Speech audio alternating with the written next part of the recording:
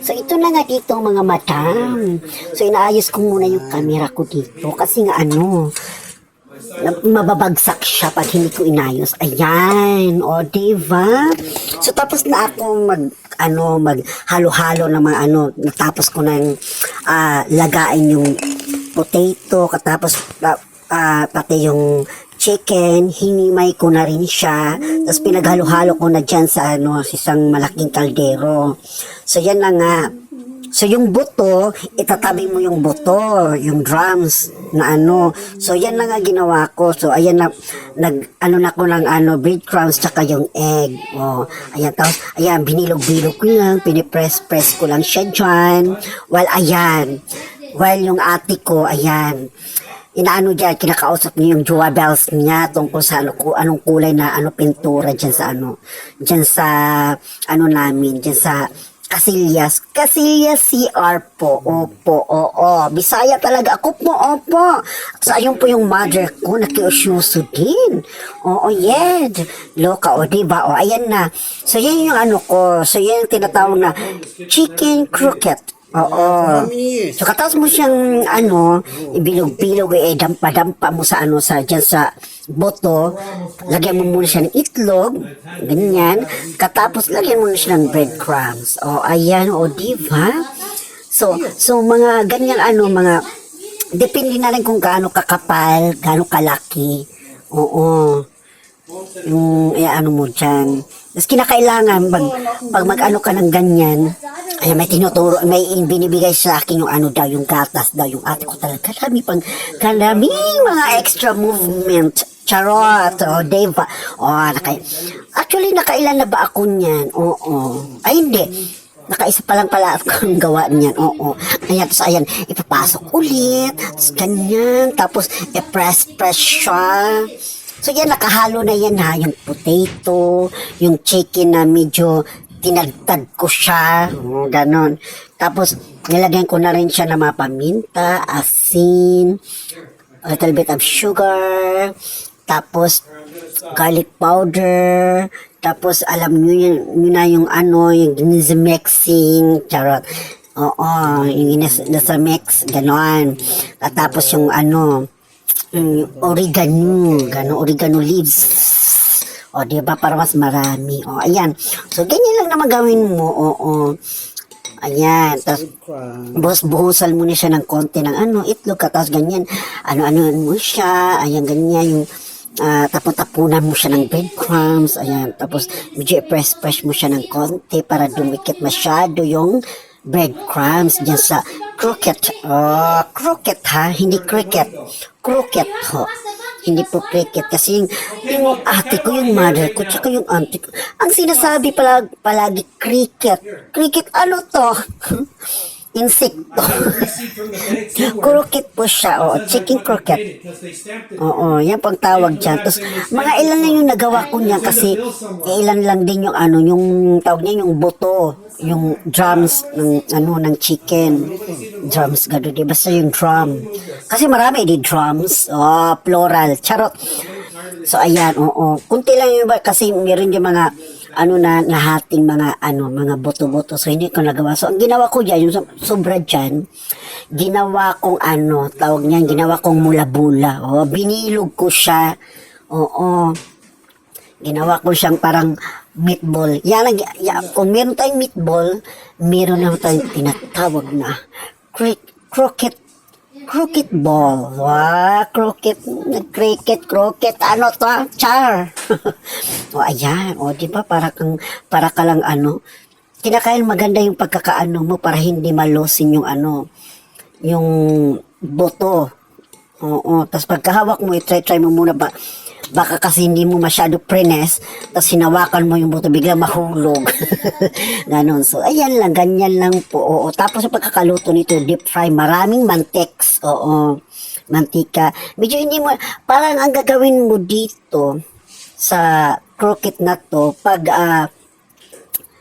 ito'y dinip fry mo na siya, so yung parang golden brown mo lang siya, oo. Kasi luto na kasi yung manok, luto na rin yung tawag niyan, yung potato, pinakuluan mo nga, oo. So So parang gawin mo na lang dyan para maganda pagkakaluto, ma-drop siya. O, ganyan. O, di ba? O, si Mother, o, di ba? Si Mother, tumitingin-tingin siya. O, tapos, dami niyang tinitingnan niya. Bato ang kapal. Bakit?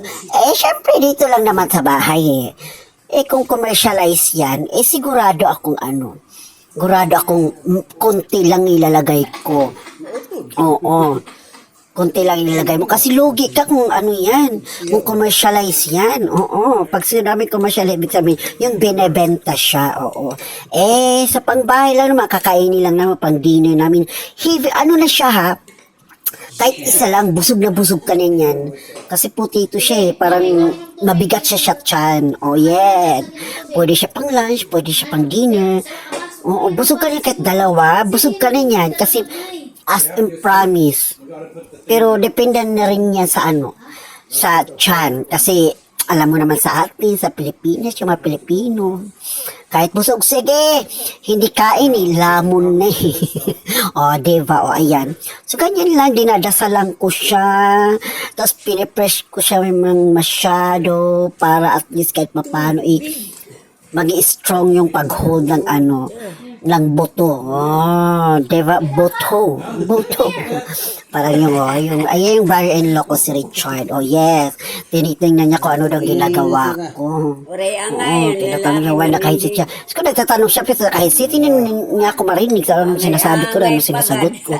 Kaloka. Nag-anuhan sila niya kasi nagpipintura sila dyan sa pintuan na yan, sa wall. Oo. Nagpipintura sila ni ate, sila magjowa. Nagpipintura silang dalawa. Wala ko naman gumagawa ng pagkain, nagluluto. O, ganon. Oo. Kasi hindi naman sila makapagluto. Total, wala naman akong trabaho. Wala akong work. Ayan. O, si Mado, di ba, nag-milk kero pa siya. But, hindi pala milk. Akala ko milk pala, ganyan, tubig. Kasi kailangan niyang uminom ng maraming tubig. Oo. Diyos ko, siya nilalamig siya, kami naiinitan. Kaluka tong mother ko talaga. Ay, naku talaga si Mother Lilo. O, diba? O, putol, ayun, tinapon ko na yung buto kasi asin maliit na lang. Silaki na lang ng hintuturo ko siguro. Kalahati ng hintuturo ko. Ganun na lang kalaki. So, ang ginawa ko dyan sa sobra, ayun, diba? Inano ko na siya. Tinabi ko na. Actually, marami na akong nagawa dyan. Oo. Marami na akong nagawa dyan na iba. So, tinabi ko na yun. So, ito naman, so, binilog-bilog ko na lang siya. So, ang tawag na dyan, cricket ball. Croquet. Ayan, pati tuloy ako nahahawa. Diba? Ayan. Bonggang-bongga. Masarap to, as in promise, try nyo. Siguro pwede, kung wala kayong, alam nyo, kung wala kayong potato, di kamote. Oo, di ba malamis-tamis na siya. Masarap din yun. Oo. Dito kasi yung kamote kasi dito hindi katulad ng patata o kamote sa atin dyan na yung fiber niya is ganun. Dito kasi parang kalabasa, yung nalata na kalabasa pag niluto mo. Ganun yung kamote dito. Ang pangit. No, tsaka masyadong matamis. Oo. Yung kamote kasi dito galing ata sa Brazil, sa Mexico, ganun. Sa Brazil tsaka sa Mexico. Basta yun, parehas lang yun. Basta doon galing, oo. So, ayun lang nga yan, ginagawa ko. Nagaanuhan na. Nagbibilog-bilog-bilog na ako. May mga sobra pa ako dyan na breadcrumbs, tinapong ko na rin dyan So, ginawa ko yan, bilog-bilog na lang muna, belog. Tapos na ako niya magluto ng kasi yung manok ko kasi akala ko drumstick lang siya. Kasali pala pati yung binti niya, yung paa, sa Bisaya, paa ng manok niya. So, hinati ko siya. Kasi kailangan ko lang dyan yung drumstick lang niya ng chicken. So, yung kalahati nun, ginawa ko ng adobo. Chicken adobo. Yes. So, yan yung huli kong ginawa. So, kung matrabaho kasi ito, kasi syempre magluluto ka, lalagain mo pa yung manok. Tapos lalagain mo pa rin yung potato. Katapos yung lalagain, mamash mo pa yung potato. Oo. Ganun. Katapos yung manok din, syempre, Hindi mo naman basta-basta na himayin mo kagad galing sa ano. Siyempre, papalamigin mo muna bago mo himayin. O, hinimay-himay ko muna. Hinimay-himay ko muna. Kung hindi mahimay-himay, tinadtad ko muna siya ng medyo a little bit na pino siya, yung manok. Oo. Tapos tsaka ko nilagay sa potato. Tapos noon, nilagyan ko na ng mga paminta, asin, little bit of sugar, ganon. Halo ko na siya. So after that, ayan na nangyari. So, siyempre, yung hinimay mong manok, yung buto yun, wag mo itatapon kasi yung pinaka foundation mo, parang paan na rin ng manok, no? Super crooked kasi siya. Akala nga na pamangking ko, si Riani, akala niya chicken na, fried chicken, na pero hindi. Oh, diba? Pero yung pamangking ko, basta naka-anim siya na crooked. Grabe yung nakain ni Riani, ang dami Kaloka itong pamangking ko. Parang hindi babae, diba? Kung makakain siya akala mo naman hindi siya babae. Oo, kalit-lit na bewang, kalit-lit na babae, pero matangkad naman. What I mean is yung kapayat na babae na, pero just yung kain nun, grabe ang dami siya kumain, magana siya. Pero hindi siya tumataba. Oo, kasi malikot yung pamangking ko. So dyan, nag-usap-usap na kami dyan. Diba? Kasi marinig ko, sige, pakinggan muna natin pinag-uusapan namin dyan. Kaya nga naaawod kaya ako pagod ng presenter. Naduhulang ko siya. Nga ni, to sa kwarto ni Lola. Sa kwarto. Pagsi, bago ka makaroon, nakain ka magaling Yamot ka anay. Dyan, banda, medyo nag-uusap na kami about sa, namin sa lola ko, yung nawala kong lola, kung saan ako lumaki. Na masyadong, sa mga pagkain kasi, masyadong budgeted kasi doon sa bahay yung saan ako lumaki, kaya ganon. Di ba? Magpatuloy na yung pakikinig natin dyan sa pinag-uusapan natin. Oo. Sinadtunta nga. Uy, dire, ngayon, bag ko. Ang una ngayon, Sibit nga ko ang bitlog. sa Nislag. Uy, mapanginanon siya ako itong tapos siya anak ng isa natatawa at kay. Yun itong siya. Ante, huwag ka magtitiwala kay mama ha. Sino? Lumasing na po. Yung mabait niya na anak na teacher. Oh. Si Sabi ko, bakit? niya Basta when anak it comes to money, huwag ka magtitiwala kay mama. Iyan mo anak mo sir? Gigigin siya kung matubit. Ano ba nagawa mo? Bakit anak mo pa nagsasabi sa akin? Di ba? Ate Maribeth, Bichara, ayan. Starring ka dyan sa pinag-uusapan namin. Chinichismis ka namin siya kami na Maritis. Bakit? Angal ka? Charot! Pagpatuloy natin. Saan to? Nag-work ito siya sa Camille. Nagkawat siya. Tatawag ka dito siya sa... Saan to? Yung asawa, mabait kasi yung... Saan to? Nagkagawad siya. Yung mag-ama. Wala. Tinawag kay... Nawala ka mo sa mga litrato. Ikaw sa isa ng iya anak. Ikaw na siya, liberal mo siya. Ikaw sa isa ng iya anak. Kasi nagdaog Andoan natawa ako. Kaya ang babae lang po ang kwarto sa ubos. Andoan nga lalaki siya. Pinantigit sila si Sige Tihol. inspection ko. Pero Di ba, kanya-kanya kami nag-usap ni Auntie Sisi, tapos si Mother, tapos si ate nag-uusap. So, FMAM kami dito.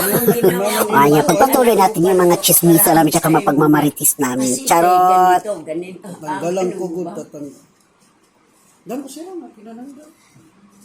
Ate, tulong pa man niya. Basta mga pinananggal. Bukas lang itong Tapos iba naman yung pinto talaga dito. mga supervisor niya mga Ay, kuwan. hindi ka naman takot Dito sa sa aso. mga migara, sa mga Kaibigan ka man. Pinanduan. Kung anong kailangan mo, Labog. bahala ka na. Kaniyo ko sa ko mga kuwan, dili ko nilabog sa may care. Tapos ang ginihinigdaan ko ngayon, ang paborito nga coach ni Joseph. Dito akyat na yun. Aurelia, siya. Ay nadiri si nanay, nasima ka nanay. Nadir kan Diyos. kan Joseph na asawa ni. Kulong rin eh. Naikuanan ko na may itong sira. Yan. Ano, sa natumanan. Nanat na tanilo san pansing hig san. Mabait naman. Nala ada pa ko ni gahambag sa kwan. Si Rom. O, diba? Diyan yung pinag-uusapan ng mga nakalipas, ng mga nakaraan. About sa mga love-love noon ni ano. Love story ni Tebeth. Oh, starring dito sa Tebeth. Ganon, oo. Starring yung mga, alam mo na, yung lola ko masyadong, siya, mabudget siya sa pagkain noon. Oo, kaya ganon. Doon di kasi tumira si Tebeth sa bahay eh. Sa lola ko. Saan din ako, yung lola ko nagpalaki sa akin. Kaya ayan, yan pinag-uusapan namin. Ayan, nagbibilog-bilog na ako kasi wala na yung wala na yung boto. Yung drums na boto, yan yung ginawa ko. So, siya, croquet balls. O, diba? Charot! Sasarahan na ang kuwan ni yung lula. Chan aning. Ang pagbihapon may kakumplot. Nakadapak mga tao kay diri Si niya Gilbert pala, pinalaya si Ate Davis sa balay. Amo. Sino? Si Gilbert. Gilbert. Talagang pinalaya. O, diba? Starlot din si Gilbert. Para pasaway sa to si Gilbert kasi. Yung pamangking ko to, oo, pamangking ko to. O, diba?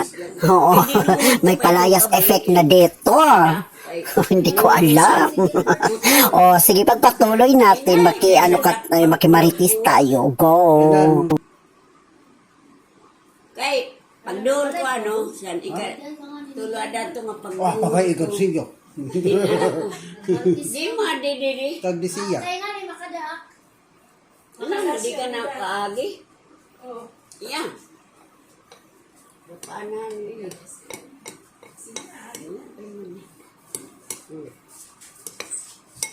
Maupay naman si Gilbert. Marami ng negosyo niya. Ay, di ba, sa nakanto kami, di kumato kami ni Ante. Sa Kwan, sa Macau. Norte. Oo. Abot na mo kay waray man na mo si abtirid to, nasiring kami. Ay, sige. Nasiring ang bugto sa Kuan. Sa nasawa niya, asawa, kaya nagsasunod ba kayo, may sakit. Hinay, kuno kay nagbulang. Uy, parang bulang sila. Nagbulang, agol na kay pagulpot ba, gininamusan yung tika. Gininamusan. Para ko, no? Imbayaan mo lang yung mga anak na sa mo asawa ko may sakit, tapos ikaw namumulang ka. Ginyamusan yung tika. Charing. Tsaka di ko kung, di ko mamarang maulpot ka mo, baka di ka. Sorry ka, kaya abdang ka. Kaya namulang Yung ka. pamilya dili nanglan sa imo. O, diba? Oo. Truly yan. Gilberta. Ay, nako. Ay, si Tungo. Diba? Waray ka kaya dida sa sa bahay niyo nung pumunta kami, Char. Nandun ka. Nakisabong ka pa. O, diba? Well, anyway, yung mga pinagsasabi naman dito, totoo naman. Kunting maritis lang naman kami rito. Yun lang naman namin. Yung mga tao nito, yung papalipas oras na walang ginawa kundi magmaritis. O, alam mo naman, kahit naman saan tayo pumunta, may mga maritis. Kahit doon sa mga badingars, may mga maritis. Yes! Kano talaga pang mga Pilipino, mamamaritis. Ipagpatuloy natin, makinig tayo sa usapan. Napasuan akong siyempre. Kaya waray kadaogan.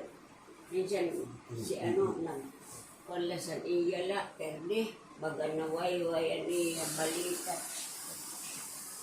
No, sana ba? Sumami ba?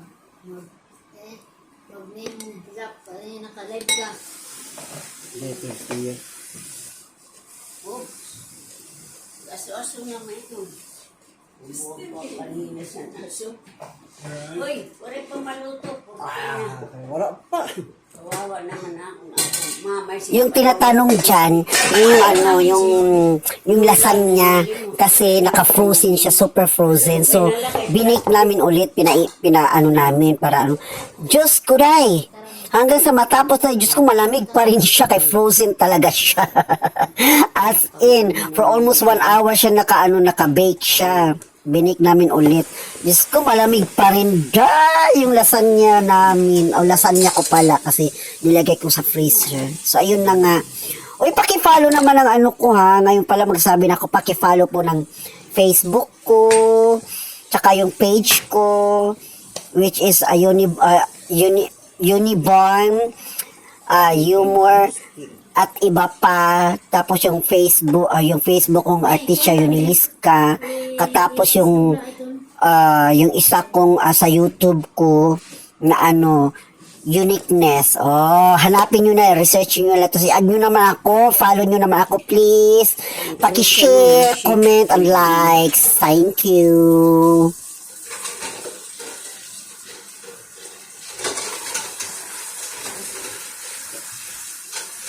Ayan na yung mga natapos ko, di ba nakaklaro. Pero yung, hindi ko na dito na videohan yung ano ko dito, yung luto na siya, oo. Kasi naputo na busy na ako dito sa ano, sa kaluluto ng ano, nakalimutan ko ng videohan yung pagluluto ko, day. Oo. Nakalimutan ko na siya kung anong itsura. Basta, golden brown na siya. Isipin nyo na lang.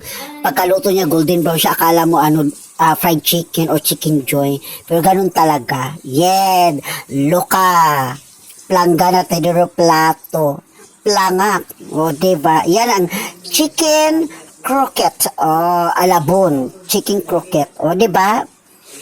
O, kanina pinapahulaan ko kay Gisa eh. Hindi niya nasabi. Hindi niya nahulaan. Basta sabi niya, buttered chicken, fried chicken. Ha, halos lahat nasabi na ni Gisa. Pero yan, ang tawag dyan is, chicken croquette. Oh, diba? Matrabaho siya masyado, kaya, yung iba niya, kung gusto niya lagyan ng pineapple o pineapple crush, ganon. It's up to you. Pwede naman lagyan ng ganon, oo. Na medyo manamis-tamis. Basta ako ganyan. Oo. Minadali na kasi, nagluto pa ako ng ano niyan eh. Adobo, tapos yung lasagna, tapos yan. Oh. Hindi ko na niluto yung isda. Kasi papaksiwin ko sana. Inyos ko, tinamad na ako kasi alas 6 na, day. Ako natapos ang pagpreprito, kaya maraming salamat po. Pakikinig. Enjoy. full plate ka. Sabi ko na. Pabalikin ka pabigula pag-usap. Amo na yung mga binutan.